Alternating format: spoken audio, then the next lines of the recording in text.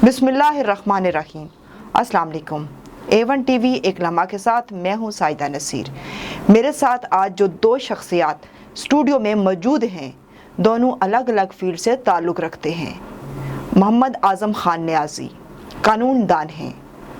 आबद अब्बासी साहब सहाफ़त से ताल्लुक़ रखते हैं, रावलपिंडी प्रेस क्लब के इंचार्ज भी रह चुके हैं। Welcome to my show. Niazi साहब, वकालत से कितने अरसे से आपकी वाबस्तगी है? कम से कम 22 ईयर्स। ज़्यादातर कौन से केसेस को देखते हैं? फौजदारी, फैमिली केस है जी। और उसके बाद सर्विस मैटर, ये स्पेशल। आबद अब्बासी साहब, आजकल के दौर में जिस तरह की सहाफ़त हो रही है, आप उससे मुतमिन और मुत्तफ़िक हैं? देखिए साहिदा, बहुत शुक्रिया। पहली बात तो ये है कि सहाफ़त जो है वो एक ऐसा मैदान है कि जिसे मैं कहूँगा पुरखार के, जिसमें हर रोज़ नई डेवलपमेंट होती है, नई चीज़ें सामने आती है। लेकिन पाकिस्तान चूँकि ज़ाहिर है हमारा कंट्री है, लेकिन सहाफ़त के अतबार से कोई यहाँ पर वो कंफर्टेबल नहीं है कोई भी शख्स, ख़ासकर जो इस मीडिया से वाबस्ता है और आज के दौर में वाबस्तगी जिसकी ज़्यादा खुलकर है, और उसके लिए मसाइल काफ़ी हैं। एक तो एक लिहाज से कि उसको माशी मसाइल का भी सामना करना पड़ता है। दूसरा, अगर ये सारी चीज़ें अपनी जगह होती रहें, जो इस एतबार से कि वो काम कर रहा हो, अपना प्रोफेशनल जो काम है उसको बहुत टाइम दे रहा हो, उसको ख़बर के दौरान बहुत सारे मसाइल का सामना करना पड़ता है। और वो ऐसे हैं जहाँ वो माफिया उसके अगेंस्ट हो जाता है, फिर उसको जॉब सिक्योरिटी का भी इशू रहता है, फिर जिसके ख़िलाफ़ ख़बर करेगा डेफिनेटली वो उसके अगेंस्ट सामने आ पाएगा। तो हर लिहाज से कहीं ना कहीं जो सहाफ़ती मैदान है उसमें मुश्किलात ज़रूर खड़ी हैं। हाँ, ये पैशन ज़रूर है। जिसने पैशन के तौर पर किया उसने ग्रो किया, जिसने पैशन के तौर पर किया उसके लिए रास्ते भी खुले। लेकिन इस कदर आसान नहीं है कि बंदा कहे कि मैं माइक, टीवी का माइक लेकर और अखबार के लिए कलम लेकर उतरूँगा तो शायद मेरे लिए सारे रास्ते खुले होंगे, हर बंदा वाह वाह करेगा और हर बंदा आपको वेलकम करेगा। इतना आसान नहीं, आपको मेहनत करनी पड़ती है। और मेहनत के जो नताइज हैं, उसके जो समर हैं, फिर आप देखते हैं कि बहुत सारे लोग इस फील्ड के अंदर से बहुत नामी ग्रामी गुजरे, बहुत बावकार रहे, और उनका नाम जो है पाकिस्तान क्या पूरी दुनिया के अंदर बड़े इज़्ज़त और एहतराम और वक़ार के साथ लिया जाता है, और उनको डिस्कस किया जाता है, उनकी ख़बरें डिस्कस होती हैं, वो पॉलिसी मेकिंग के अंदर भी उनको लिया जाता है। इस एतबार से बेशुमार ऐसे नाम हैं। लेकिन इस कदर भी आसान नहीं है कि आप आज किसी के ख़िलाफ़ ख़बर करेंगे तो उसका पहला इल्ज़ाम जो है ना आप पर होता है कि वो जनाब इसने ब्लैकमेलिंग की कोशिश की, और दूसरा उसके बाद अगर आप किसी इदारे के ख़िलाफ़ ख़बर करेंगे तो वो उसके ऊपर रिएक्शन शो करता है। आप पॉलिटिकल पार्टीज़ के फ़िगर के ख़िलाफ़ ख़बर करेंगे तो वहाँ से आपको रिएक्शन का सामना करना पड़ता है।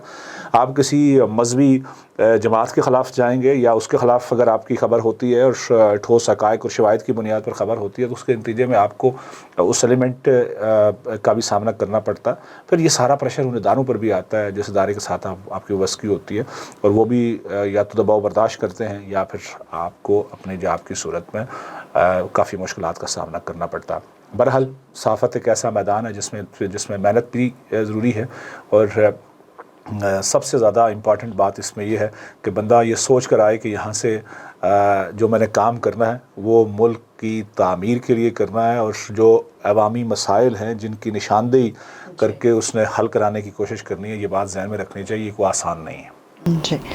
नियाज़ी साहब, अवाम को इंसाफ ना मिलने की बुनियादी फैक्टर्स क्या हैं? बात यह है कि सही प्रोसिक्यूशन नहीं होती जी, जिसकी वजह से सही इंसाफ नहीं मिलता इनको।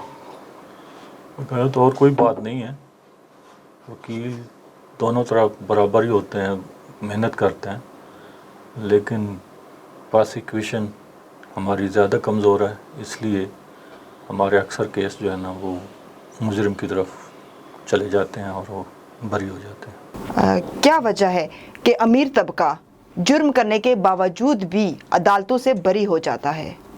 भाई ये कि मैंने पहले ही यही कह रहा हूँ ना, प्रोसिक्यूशन का वो ख़रीद लेते हैं, उसके बाद तो केस में रहता कुछ नहीं है, उनका फिर 100% चांस होता है वो बरी हो जाते हैं। ये बात वाकई बहुत अफसोसनाक है कि जिस माशरे के अंदर आप और हम रहते हैं, कानून की अमलदारी इस कदर کمزور پہلو کے طور پر سامنے آتی ہے کہ جو لوگوں کی توقعات خاص کر قانون سے ہوتی ہیں، قانون سے جڑی ہوئی ہوتی ہیں، وہاں وہ بینیفٹ لے جاتے ہیں، کبھی شک کی بنیاد پر، کبھی زور اور زبردستی، اور پھر جو اثر رسوخ ہے اس کی بنیاد پر۔ تو آپ جو اگر اس سوسائٹی کو اپنے آئیڈیل بنانا ہے تو پھر قانون کی اور آئین کی حکمرانی بہت ضروری ہے۔ خاص کر قانون کی حکمرانی اس قدر ضروری ہے کہ اگر قانون کی حکمرانی ہوگی تو معاشرے کے اندر بسنے والا ہر ایک شخص، چاہے وہ امیر ہے یا غریب ہے، یہ تفریق ختم کر دے گا، اور پھر قانون کے ساتھ نہ کسی کی ٹکر ہو پائے گی، اور نہ یہ سمجھے گا کہ میں قانون سے کو بالا تر ہوں۔ بالکل۔ نیازی صاحب، کیا وجہ ہے کہ وکلا کیس کو لٹکاتے کیوں ہیں؟ یہ وکلا بھی مجبوری ہوتی ہے ان کی، کئی کیس ان کے ہائی کورٹ ہوتا ہے، سپریم کورٹ ہوتے ہیں، تو وہاں تو وہ جاتے ہیں ٹائم پہ۔ ڈسٹرکٹ کورٹ میں یہی وجہ ہوتی ہے کہ وہاں ہم بتا دیتے ہیں کہ ہم وہاں بزی ہیں، تو پھر کیس جو ہے ایڈجرن ہو جاتا ہے، اس میں ڈیٹ ڈال دیتی ہے، اور جس کی یہ بنیادی وجہ ہے کہ کیس لمبے ہو جاتے ہیں۔ عورت کو بیوقوف بنا کر شادی کا جھانسا دے کر اس کے ساتھ ناجائز تعلقات رکھنے پر کیا قانون نافذ ہوتا ہے؟ بالکل، یہ زنا کا دفعہ بنتا ہے اور فراڈ کا بنتا ہے، اور اس کے علاوہ مطلب کہ یہ دونوں دفعے اس پہ لاگو ہوتے ہیں، اور اس کو سزا ہونی چاہیے اس کے مطابق جس طرح وہ کر رہا ہے۔ لیکن نیاز صاحب، اس کے اندر یہ ذرا اس پر بھی روشنی ڈالیں، یہ دو طرفہ ایک عمل ہوتا ہے، کبھی یک طرفہ نہیں رہا کہ یک طرفہ اگر ہوتا ہے آج کے تو دور میں عورت بھی اتنی معصوم نہیں ہے، اور کبھی بھی مطلب آپ جتنی ہسٹری اٹھا کے دیکھ لیں اس کے اندر جب تک ایک انڈرسٹینڈنگ لیول نہیں موجود ہوتا تو شاید یہ عمل نہیں ہو پاتا۔ عورت بر سے زیادہ بے وقوف ہوتی ہے، اس کو پنسایا وغیرہ جا سکتا ہے، وہ پھنس جاتی ہیں، اور کیس ہماری نظر سے گزرے بھی ہیں اس طرح، وہ پھنس کے بعد میں وہ انکار کر دیتے ہیں مرد۔ اکثر یہ کیس ہمارے پاس آئے ہیں، اور زیادہ تر آئے ہیں تو پولیس نے ان کو انٹرٹینمنٹ کیا بھی نہیں ہے۔ عورت کو بھی اس بات کا خیال رکھنا چاہیے کہ وہ اللہ تعالیٰ کی مقرر کردہ جو حدود ہے اسی کے اندر رہے۔ میرا خیال ہے حدود میں تو سب کو رہنا چاہیے، کوئی بھی ہو، اور اس لحاظ سے یہ تو ایک مذہب کے اعتبار سے ایک قدغن ہے کہ یا خاص کر حدود جو ہے اس پر لاگو ہوتی ہیں اور روکا جاتا ہے مذہب کے اعتبار سے، وہ ہر مسلمان پر ہے۔ بالکل ہے، اور قانون بھی ہے کہ قانون اس معاملے میں چونکہ جو سزا اور جزا کا عمل ہے دنیاوی اعتبار سے وہ قانون کے طور پر سامنے آتا ہے، لیکن دیکھنے کا معاملہ یہ ہے کہ یہ اس قدر پیچیدہ بنا دیے جاتے ہیں ایسے کیسز جس میں جو مدعی ہے وہ بھی انہی کورٹس کے اندر مسلسل خواری کر رہا ہوتا ہے، جو اس میں ملزم ٹھہرایا جاتا ہے اس نے تو مسلسل آنا ہی رہتا ہے اس معاملے میں۔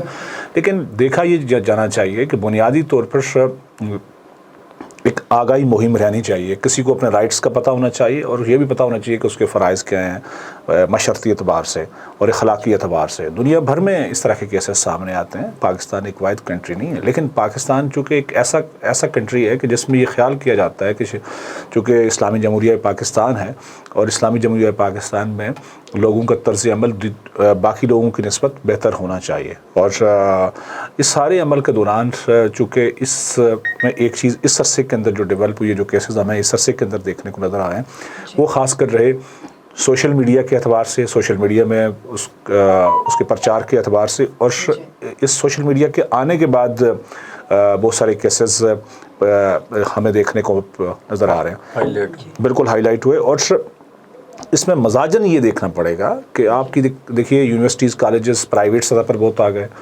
آپ اب اسٹوڈنٹ جو ہے یا یوتھ جو ہے وہ خاص کر ہاسٹل کالجز، اب ہاسٹلس میں زیادہ اس کا بسیرا ہو گیا، اس کے نتیجے میں ایک سوسائٹی میں جو آزادانہ خیال آگے بڑھا، لوگوں کا ایزی ایک دوسرے سے کمیونیکیٹ ہو گیا، اور اس کمیونیکیشن کے نتیجے میں لوگ ایک دوسرے سے ملنے جلنے لگے، اور ایسے کیسز سامنے آتے ہیں۔ یہ آپ کسی پہ پابندی نہیں لگا سکتے کہ وہ کسی سے ملے نہ، کسی سے بات چیت نہ کرے، اٹھے بیٹھے نہ، اب دنیا آگے بڑھ رہی ہے، لیکن جب تک میرا خیال ہے کہ جب تک دو بندوں کی انڈرسٹینڈنگ کسی معاملے میں نہیں ہوتی تو کوئی کیس نہیں بن پاتا، مطلب وہ کسی طرف چل نہیں پاتے۔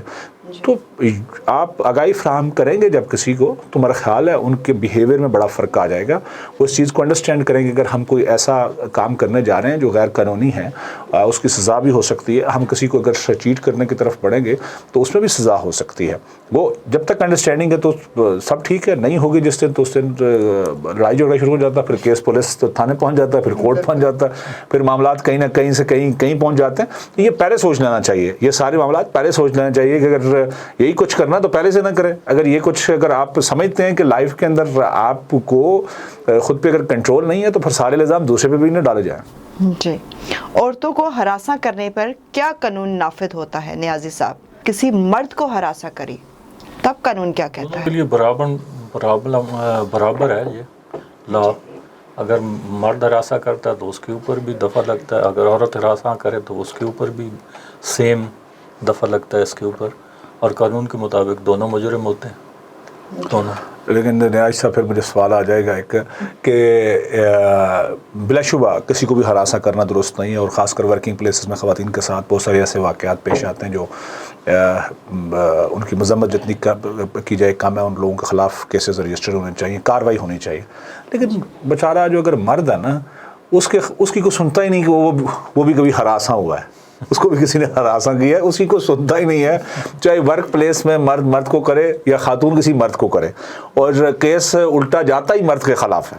اگر فرض کرے کسی خاتون نے کسی ورکنگ پلیس پہ کسی مرد کے ساتھ ایسا سلوک کر دیا جو واقعی ہراسمنٹ میں آتا ہے، تو میرا نہیں خیال کہ اس کو انٹرٹین کیا جائے گا. بہت کم ایسے چانسز ہوتے ہیں کہ وہ انٹرٹین ہو. الٹا وہ مرد پہ ہی کیس پڑ جاتا ہے. جی ہاں جی، آپ آگے سے بولے کہ آپ نے صحیح بات کروں. تفتیش کی جائے، اس کو صحیح طریقے سے کیس کو چلایا جائے تو ہم نے کئی کیس کیے ہیں. کیس لمبا ہو جاتا ہے، لوگ اس سے جان چھڑا رہے ہوتے ہیں، لوگ کہہ رہے ہوتے ہیں کہ جلدی جلدی ختم ہو جائے. لڑکیوں کو گناہ گار ثابت کیا ہے. ویسے میں اپنے ایکسپیرینس میں بول رہا ہوں. جی جی، دیٹس گڈ، دیٹس فائن. اس کو اپریشیٹ کرنے والی بات ہے کہ کسی کے ساتھ بھی کچھ ہو، ایسا ہو جس سے دوسرا بندہ انائڈ ہو رہا ہو، اس کی شخصیت، اس کی ورکنگ پلیس متاثر ہو رہی ہو، اور دوسرا بندہ اس کو جان بوجھ کے ایسا اریٹیٹ کر رہا ہو، تو ڈیفینیٹلی ایسی کارروائی ہونی چاہیے. لیکن یہ سارا پروسیس جلدی ہونا چاہیے تاکہ لوگ اس سے بھاگیں نہ، لوگوں کو ایک سپورٹنگ پوزیشن پہ آ جائیں، تاکہ کم از کم ان کو ہو کہ اگر کوئی ایسا کرے گا دوسرے کے لیے بھی وہ نشان عبرت ہو جائیں. تو تاکہ لوگ کمفرٹیبل، دنیا بھر کے اندر لوگ کام کرتے ہیں، خواتین کو بڑے کام کے مواقع مل رہے ہیں. پاکستان کے اندر ونڈو ڈورز اوپن ہیں اب ہر ادارے کے اندر، اور ایون جو مڈل ایسٹ ہے، اور پھر اسی طرح جو عرب کنٹریز ہیں، وہاں پر آپ دیکھیں اب ان کو بھرپور انداز سے وہاں پر جاب کرنے کے مواقع دیے جا رہے ہیں، آگے بڑھنے کے مواقع ان کے لیے موجود ہیں. تو اس اعتبار سے پاکستان کے اندر بھی اسی طرح کی ضرورت ہے کہ خواتین کو جب تک آپ معاشی اعتبار سے اسٹرانگ نہیں کریں گے، ان کو اس دائرے میں نہیں لائیں گے جہاں پر ان کے لیے جو پیسے کمانے کا جو دروازہ کھڑکی جو اوپن ہونی چاہیے وہ نہیں ہوگا، اور جو خاص کر معاشی اعتبار سے ان کو اسٹرانگ نہیں ہوگی، وہ بزنس کی طرف نہیں جائیں گی، وہ اسٹرینتھن نہیں ہوگی، تو پھر آپ کی ریاست، آپ کا معاشرہ، آپ کی حکومت، آپ کا علاقہ ترقی نہیں کر پائے گا. اچھا، اکثر طلاق ہونے کی صورت میں یہ دیکھا جاتا ہے کہ دونوں فریق ایک دوسرے پر الزام لگاتے ہیں، اور کبھی کبھی الزام اس حد تک چلے جاتے ہیں کہ مرد جو ہے وہ اپنے بچے کو اپنانے سے، اپنا نام دینے سے انکار کر دیتا ہے کہ یہ اولاد میری نہیں ہے. اگر جب ایسا کبھی ہوتا ہے تو اس بارے میں قانون کیا کرتا ہے اور کیا کہتا ہے؟ قانون اس بارے میں یہی ہے کہ ایف آئی آر درج ہوتی ہے، اس کے بعد یہ آج کل جو بڑا آسان طریقہ ہے ڈی این اے ٹیسٹ ہے، وہ آ جاتا ہے. اس کے بعد پانی صاف پتہ چل جاتا ہے، دودھ اور پانی کا ملاپ جس طرح ہوتا ہے، دودھ ہے، پانی پانی ہے، اور کلیئر واضح آ جاتا ہے. اب اگر اس کا بچہ ہے تو وہ ایکسیپٹ کرے گا، اگر نہیں ہے، اس میں نہیں ہے ڈی این اے میں، تو نہیں ہے اس کا. اور اگر وہ بچہ اسی کا ہے اور ایک عورت کو اتنے بھیانک الزام سے گزرنے کے بعد یہ ثابت کرنا پڑتا ہے کہ وہ اپنے حق پہ ہے، وہ صحیح ہے، اس کے کردار پہ جو ایک کردار کشی کی گئی تھی وہ بالکل غلط تھی، تب قانون کیا کہتا ہے؟ کہ مطلب عورت کے پاس تو کچھ نہیں بچتا نا، کہ اس کو اگر یہ چیز ثابت کرنی پڑے گی کہ وہ صحیح ہو کر بھی صحیح ہے، اتنے برے الزام سے اسے گزرنا پڑے گا، اور وہ اس کے بعد وہ ٹھیک بھی ثابت ہو جاتی ہے، بچہ جو ہے وہ ڈی این اے کے بعد باپ کا ہی ثابت ہوتا ہے، تب قانون کیا کرتا ہے؟ बाप को उसके साथ रहना ही पड़ता है फिर, और दोनों को मजबूरन एक होता है। औरत फिर हद के इज्जत का केस भी तो कर सकती है ना वो उस कर पे? सकती है, लेकिन उसके बाद ये है कि केस चलता है हत्या इज्जत का।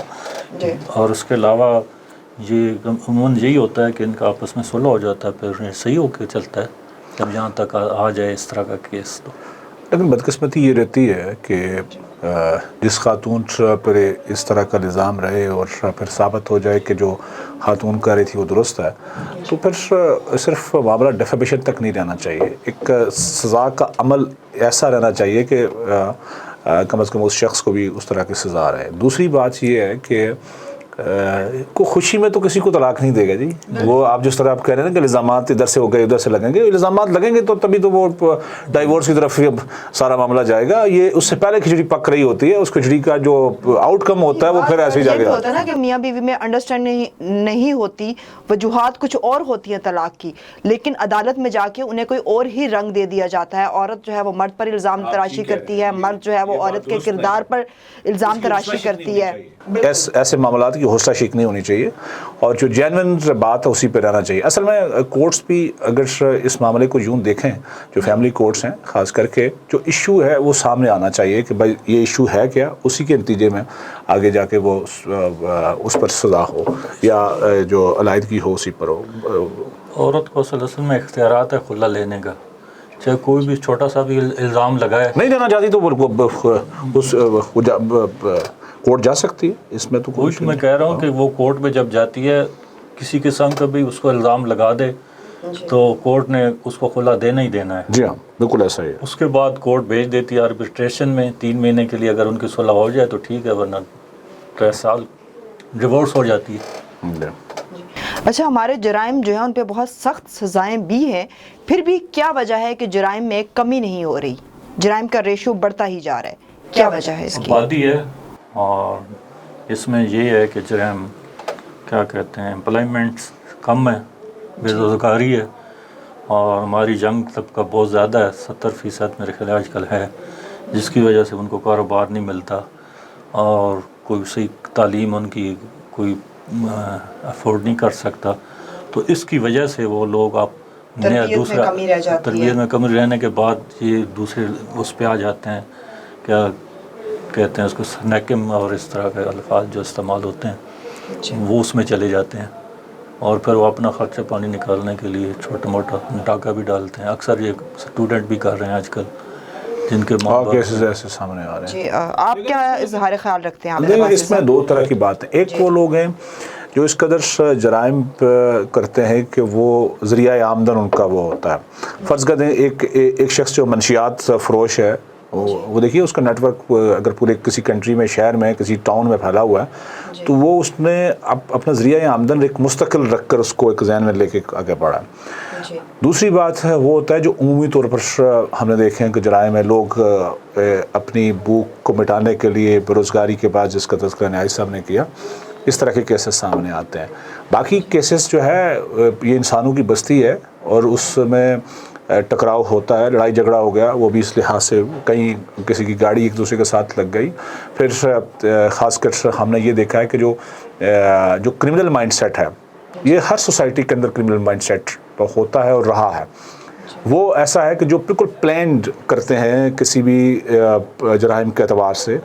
कुछ क्राइम ऐसे हैं जो जिसे हम वाइट कलर करते हैं, जो उमूमन हमने देखा कि बैंक जो है डिफ़ॉल्ट हो गए, लोगों के लेन देन के अंदर मामला हो गया, लोगों की ज़मीनों पर बाकायदा तौर पर प्लान करके कब्ज़े किए जाते हैं, फिर उसको बड़े तरीके के साथ उसको तहफ़्फ़ुज़ दिया जाता है।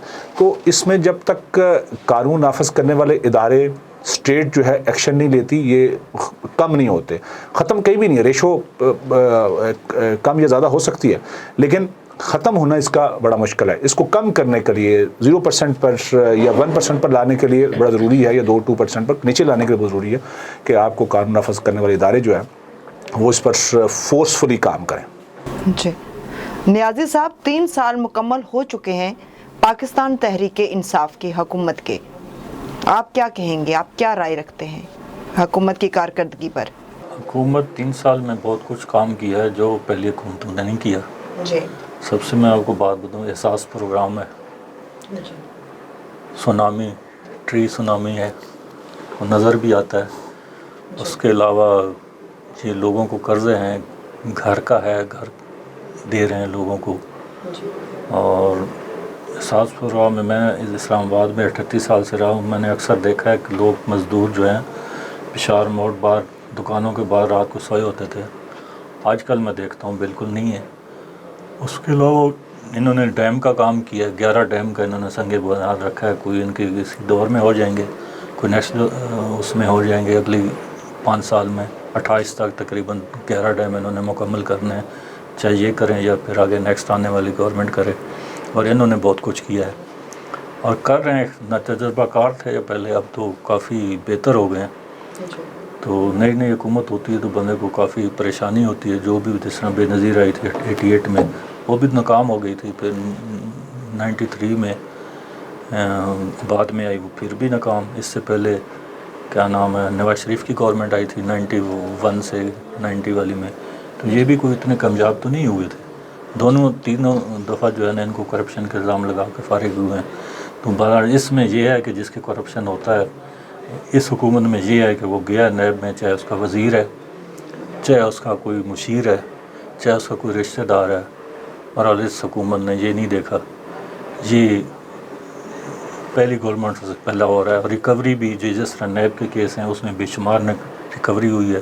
انہوں نے جتنا 35 سال میں اتنا ریکور نہیں کیا جتنا انہوں نے 3 سال میں کیا ہے. میرے خیال میں 600 ارب کے زیادہ انہوں نے ریکوری کی ہے. اور ان کی پوری تقریباً میں کہتا ہوں ساری جو انہوں نے کارروائی 30 سال ہے جس پیپل پارٹی کی ہے, جتنی نواز شریف کی ہے گورنمنٹ, تو انہوں نے اتنا نہیں کیا اپنے دور میں. اور صرف 3 سال کی ان کی کارکردگی ہیں. یہ آگے ہیں, ٹھیک ہے, وہ تجربہ نہ ہونے کی وجہ سے کئی چیزیں خراب ہوئی ہیں, لیکن مجھے نظر آ رہا ہے کہ آئندہ یہ انشاءاللہ 2 سالوں میں کافی ہو جائیں گے, قابو کر لیں گے اور عوام کے لیے بہت کچھ کریں گے. جس طرح قرضہ دے رہے ہیں لوگوں کو, مکان دے رہے ہیں, یہ پہلی گورنمنٹ کا نہیں تھا. اور اس گورنمنٹ کا کافی آگے ہے پروگرام اس کو آگے کرنے کا. انسان کی زندگی میں کامیابی کا مطلب کیا ہونا چاہیے اور ہمیں اس کامیابی کے اصول کے لیے کس حد تک جانا چاہیے اور کس حد تک نہیں جانا چاہیے؟ عابد عباسی صاحب. میرے نزدیک کا جو کامیابی کا تصور ہے وہ محض یعنی مادی اعتبار سے نہیں ہے. لوگوں کے دلوں میں آپ اگر اپنی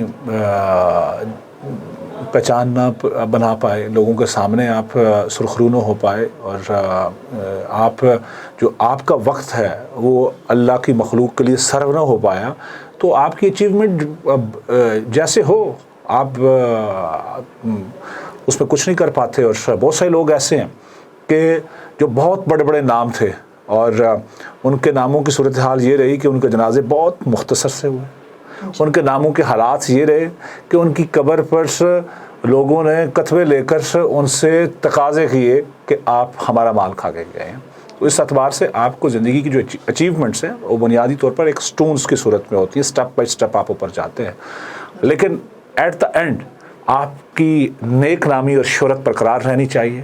آپ لوگوں کو کچھ ڈیلیور کر کے اور دے کے جانے والے ہونے چاہیے, جس سے آپ کی سوسائٹی, آپ کا کم از کم آپ کی قوم یا اور کم از کم یہ رہے کہ آپ کا اس جو معاشرہ ہے اس کو بنانے میں آپ کا کہیں نہ کہیں کردار ضرور ہو. جی نیازی صاحب, نئی یوتھ کے لیے آپ کیا پیغام دینا چاہیں گے؟ یوتھ پڑھے, محنت کرے اور اپنے پاؤں پہ کھڑا ہو اور ہمت نہ ہارے. ہمارا تو یہی اس کا ہے.